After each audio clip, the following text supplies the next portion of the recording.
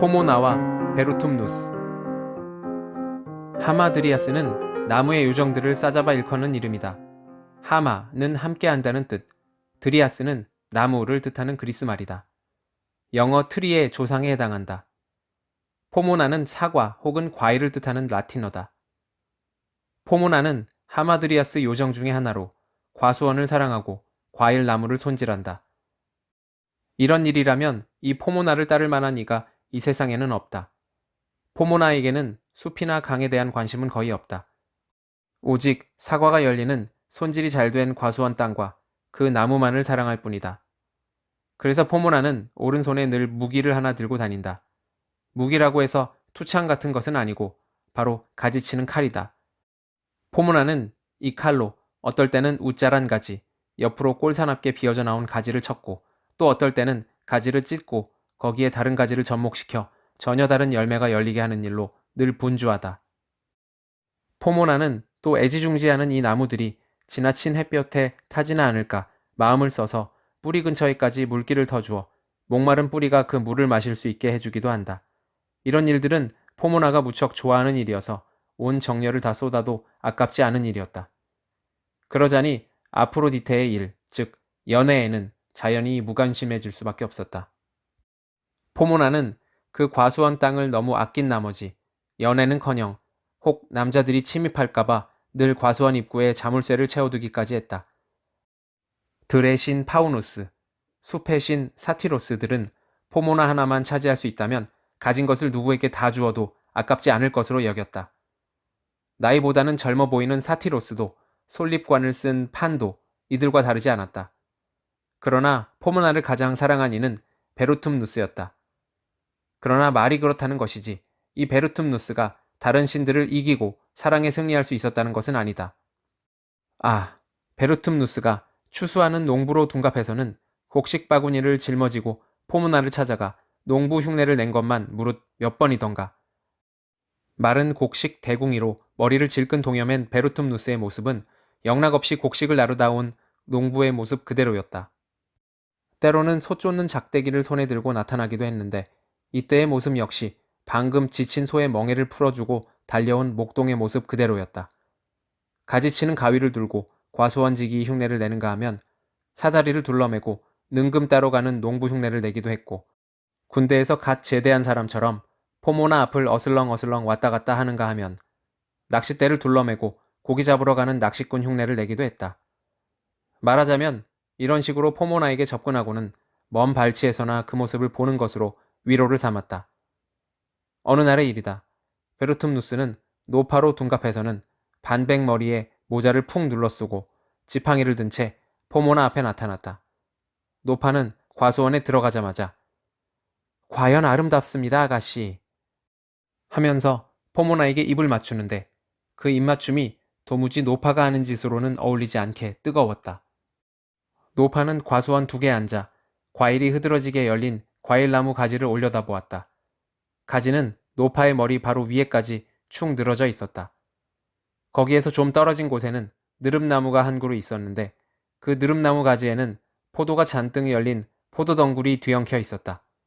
노파는 이 느릅나무와 포도덩굴을 또 한 차례 칭송하고는 말을 이었다.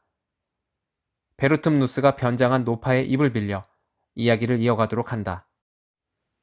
포도덩굴이 엉켜있지 않고 저 느릅나무 한 그루만 우뚝 서 있다면 징그럽게 많은 잎사귀가 있을 뿐 도대체 우리에게 주는 게 뭐가 있겠어요. 그리고 포도덩굴 또한 마찬가지지요. 저 훌륭한 느릅나무로 기어오르지 못했다면 땅 위나 기었지 지가 별 수 있나요? 어때요, 아가씨? 저 나무와 포도덩굴이 우리에게 무슨 교훈을 베풀고 있는 것 같지 않나요? 아가씨도 배우셔서 저렇게 누구와 짝을 지으세요. 그게 좋을 거예요. 헬레네도 아가씨만한 인기는 못 누렸을 터이고 머리 잘 쓰는 것으로 이름난 오디세우스의 아내 페넬로페도 아가씨만큼 많은 구원자는 거느려보지 못했을 거예요.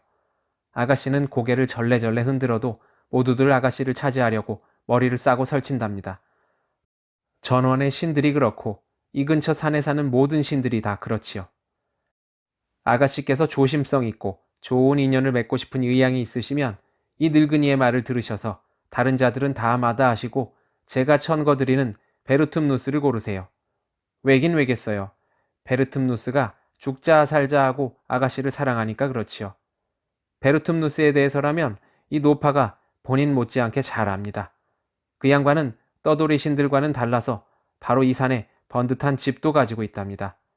그리고 사랑에 빠진 요새 것들과는 달라요. 여자라면 보는 족족 반해버리는 그런 위인도 아니랍니다. 이 베르툼누스는 아가씨를, 오직 아가씨만을 사랑하고 있어요. 나이도 적당하니 젊고 잘생기고 마음먹은 대로 둔갑할 수 있는 기술도 익히고 있지요. 그러니까 아가씨가 명령만 내리면 무엇으로든 척척 둔갑할 수 있는 거예요. 게다가 취미가 또 아가씨 취미와 똑같아서 과수원 일을 즐기고 능금나무 손질하는 솜씨도 대단합니다. 하지만 지금 저쪽이 관심을 갖는 것은 과일도 아니고 꽃도 아니고 다른 무엇도 아니고 오직 아가씨뿐이랍니다. 제발 그 양반을 가엾게 여기셔서 제 입을 빌려 그 양반이 아가씨에게 말씀을 드리고 있는 것이라 생각해 주세요. 너무 매정하게 그러시면 신들의 노여움을 사신다는 것도 잊지 마시고요. 아프로디테 여신께서 무정한 일을 얼마나 미워하시는지 아시지요? 아가씨께서 너무 매정하게 그러셨다는 걸 아시면 조만간 그 허물의 값을 물리실지도 몰라요. 제가 드리는 말씀이 거짓이 아니라는 증거로 키프로스 섬에서 실제로 있었던 이야기 한 토막 해올리지요. 이야기를 들으시고 아가씨 마음이 누그러진다면 이안이 좋겠습니까? 이피스라는 가난한 집 총각이 있는데 어느 날 이 총각이 데우크로스 집안의 딸인 아낙사레테 처녀를 보고는 그만 한눈에 반해버렸더랍니다. 이피스는 오랫동안 짝사랑으로 애를 태우다 그래서는 되는 일이 없겠다는 걸 깨닫고 애원이라도 해봐야겠다는 생각으로 이 처녀의 집을 찾아갔더랍니다. 처음 이 청년이 만난 사람은 처녀의 유모였더래요. 이피스는 유모를 붙들고 이래저래서 왔으니까 힘을 좀 빌려주십사 하고 부탁했더라지요. 그러다가 안 되니까 하인들을 구워 삶으려고 애를 써보기도 했죠. 사랑의 맹세를 줄줄이 엮어 편지를 써보내기가 몇 번이며 눈물 젖은 꽃다발을 그 집 문 앞에 걸어둔 것이 몇 번인지 헤아릴 수가 없었답니다. 현관 앞에 몸을 던지고 벗겨질 줄 모르는 대문 빗장을 원망도 해봤겠지요. 그런데도 처녀 쪽은 동짓딸 질풍에 놀아나는 파도보다도 무정했고 마음은 게르마니아 무쇠 대장간 강철보다 아직도 벼랑에 붙어있는 바위보다도 더 단단했다지요. 그저 무정하고 단단했기만 했대도 좋게요. 때로는 몹쓸 말로 욕보이고 무시하고 조롱하기만 할 뿐 도무지 틈을 보이지 않았더랍니다. 이피스는 아무 희망이 없는 이 사랑의 괴로움을 도저히 더 견딜 수 없어 처녀 집 대문 앞에서 이렇게 막말을 했답니다. 아낙사레테여, 그대가 이겼으니 이제는 내 터무니없는 소원에 귀를 기울일 필요가 없소. 오직 그대의 승리나 기뻐하시오. 승리의 노래를 부르시오. 머리에 월계관을 쓰시오. 드디어 그대가 승리를 얻었습니다. 나는 죽습니다. 철석 같은 마음이여, 이제 마음껏 기뻐하시오. 나는 죽음으로써 그대를 만족시키고 이로써 단 한 번이라도 그대가 나를 찬양하게 만들고 말 것이오. 그대를 향한 내 사랑이 내 목숨보다는 먼저 식지 않은 것임을 증명해 보일 것이오. 내가 죽었다는 소식이 그대에게 풍문으로 들리게 하지는 않으리다. 그래서 여기 이렇게 와 있소. 내 모습을 그대에게 보이고 내가 죽는 광경으로 그대 눈을 즐겁게 해주려오. 그러나 신들이여, 인간의 슬픔을 내려다보시는 신들이시여, 저의 운명을 낱낱이 굽어 살피소서. 오직 한 가지 소원만 드리오니 바라건대 후대에 이르기까지 제 이름이 사람들 기억에 남게 하소서. 이제 신들께서 거두어 가실 제 생명을 저의 명성에 더하여 주소서. 이런 말을 남긴 이피스는 그 창백한 얼굴과 비탄에 젖은 눈을 들어 처녀의 집을 올려다보며 대문 기둥에다 청년이 지금까지 여러 번 꽃다발을 걸었던 그 대문 기둥에 올가미진 줄을 매달아 목을 밀어넣고 중얼거렸답니다. 적어도 이 꽃다발만은 그대 마음에 들 것이오. 무정한 처녀여. 그러고는 발을 떼니 청년은 목이 부러진 채 허공 중에 대롱거리더랍니다. 대롱거리던 청년의 몸이 문을 미니 문에서 비명소리와 비슷한 소리가 났지요. 그 소리를 들은 하인들이 달려나와 문을 열고는 청년의 시체를 보았겠지요. 가엾다 불쌍하다고들 혀를 차면서 하인들은 이 시신을 수습하여 청년의 어머니에게로 운반했습니다. 아버지는 세상을 뜬 지 오래여서 집에는 어머니밖에 없었다지요. 어머니는 하인들로부터 받은 이제는 식어버린 아들을 끌어안고 울었겠지요. 그 어머니의 입에서는 아들을 사별한 이 세상 모든 어머니의 슬픔이 말이 되어 나왔을 테지요. 슬픈 장례 행렬은 거리를 지났습니다. 창백한 시신을 상여에 올려 화장장으로 운반하는 행렬이었죠. 아낙사레테의 집이 마침 그 거리에 있었으니 장례식에 모인 사람들의 애곡 소리가 그 처녀의 귀에도 들어갔을 테지요. 복수의 여신이 그 값을 물리려고 점을 찍은 바로 그 처녀의 귀에 말이에요. 슬픈 장례 행렬인 모양인데 구경이나 하자. 처녀는 이렇게 말하며 창문 곁으로 가 거리를 지나는 장례 행렬을 내려다보았더랍니다. 그런데 처녀의 눈이 상여 위에 누운 이피스의 시신에 멎는 바로 그 순간 처녀의 눈은 딱딱하게 굳었고 몸속을 흐르던 따뜻한 피는 싸늘하게 식었더랍니다. 놀란 처녀는 뒤로 물러서려 했겠지만 발이 움직이지 않는 데야 별 수 없었을 테지요. 얼굴을 돌리려 했지만 그것마저 여의치가 못했더랍니다. 처녀의 온 몸은 이피스를 대했던 차가운 그 마음처럼 단단하게 굳어 돌이 되었다지요. 이 이야기를 안 믿는 분이 있을까요? 아직도 그 석상이 남아있는데도요.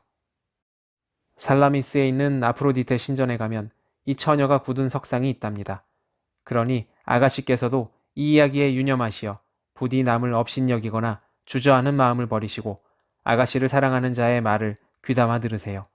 그렇게 하시면 봄 서리가 아가씨의 풋과일을 시들게 하는 일도 없을 터이고 심술궂은 바람이 아가씨의 꽃잎을 흩날리게 하는 일도 없을 것입니다. 베르툼누스는 이 말을 끝으로 노파의 변장을 풀고 원래 모습인 늠름한 장부로서 포모나 앞에 우뚝 섰다. 포모나가 보기에 그의 모습은 구름을 젖히고 나온 빛나는 태양의 모습을 방불케 했다. 베르툼누스는 다시 한번 사랑을 애원할 생각이었으나 그럴 필요가 없었다. 그의 뛰어난 말재주와 빼어난 용모가 벌써 승리를 차지해버린 뒤였기 때문이었다. 요정 포모나는 더 이상 저항하지 않았다. 사랑의 불길을 나누어 가졌으니 그럴 필요도 없었다. 처녀의 이름 포모나는 과실, 베르툼누스는 계절의 변화라는 뜻을 담고 있다. 과실은 때가 있다. 계절의 변화를 알지 못하면 과실은 농익다 못해 썩는다. 베르툼누스가 노파로 변장하고 온 까닭이 여기에 있다. 포모나 같은 처녀, 베르툼누스 같은 총각은 좋겠다. 힘써 사랑할 일이다. 사랑할 날이 많이 남아있지 않으니.